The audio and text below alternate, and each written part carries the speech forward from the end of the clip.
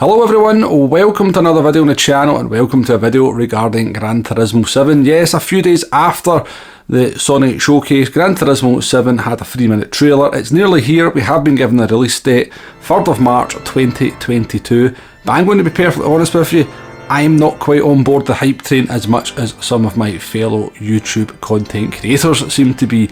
And that's not because I didn't enjoy the latest trailer or think there was some good stuff in it, or I think that Gran Turismo 7 is looking like a bad game. The reason I'm not quite on board the hype train is I don't think Gran Turismo should have gone down the route that they're going with Gran Turismo 7. They've very much said that they're kind of going back to the roots. It's going to be very much like an old style Gran Turismo game from GT1 up to GT6.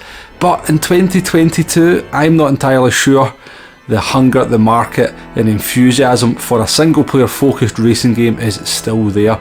All the kind of more recent racing games have released that have been focused on the single player have tended to flop, primarily because they focus on the single player and the multiplayer element has been a little bit of a back focus. Now I'm very much hoping that Polyphony Digital have learned from Gran Turismo Sport just how important the online element is to Gran Turismo.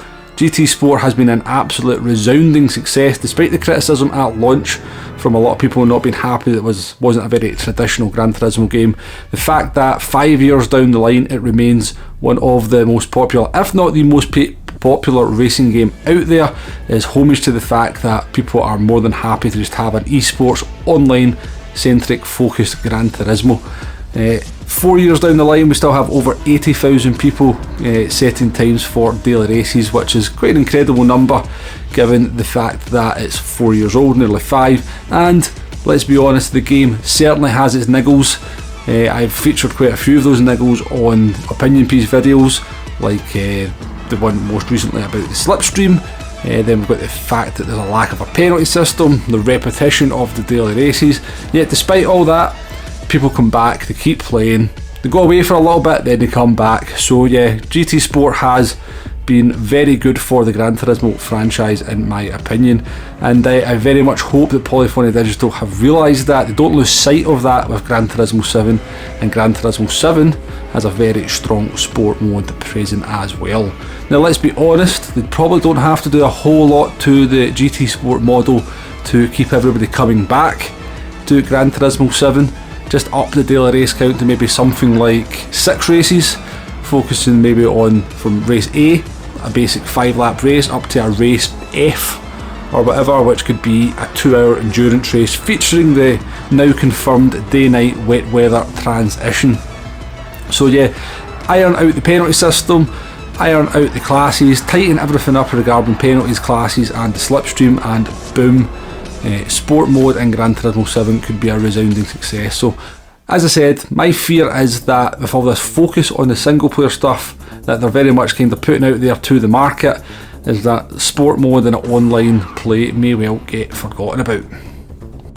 Now it is very early days in the hype machine, let's be honest, for Gran Turismo 7, so there is plenty time for me to get on board the train a little bit later on. There will obviously be some more trailers and showcases over the next 6 months as Polyphony Digital and Sony sort of kind of reveal a little bit more about the game. Hopefully there'll be a kind of very much an online focused trailer just to kind of put people who are big fans of sport mode minds at ease that online play is very much a part of the focus for Gran Turismo 7.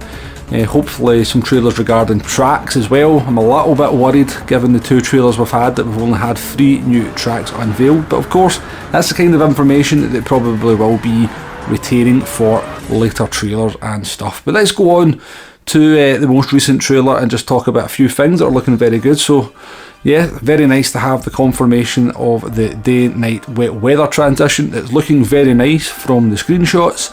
I don't think, you know, it's one of these things that people always want in a game and then it kind of doesn't really get used very much.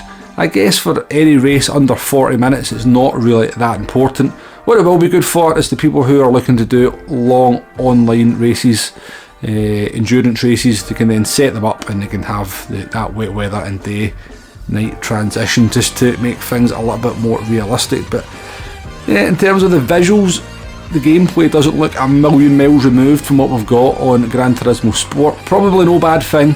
The problem is that at this point in kind of I guess graphics, there is a lot of diminishing returns. It's a bit like if you play a PC game, the difference between low and ultra, it's not massive.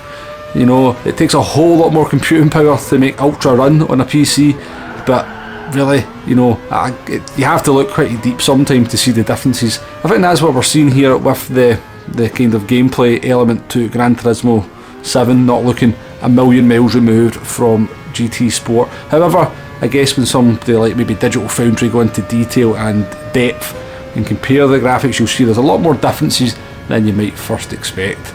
Other than that, yeah, nice to see some of the old cars coming back, the Mercedes CLK, which features in the thumbnail in particular.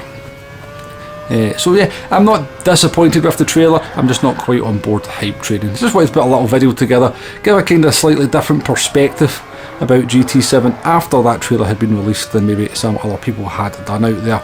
Anyway, let me know what you think. Are you on board the hype train? Has the trailer got you pumped for Gran Turismo 7, or are you a bit like me and are looking for maybe some future videos to confirm that online is still a focus for Gran Turismo 7? Let me know what you think in the comments. Please hit that like button, please hit that subscribe button. Thank you very much for watching, and I'll see you on the next one.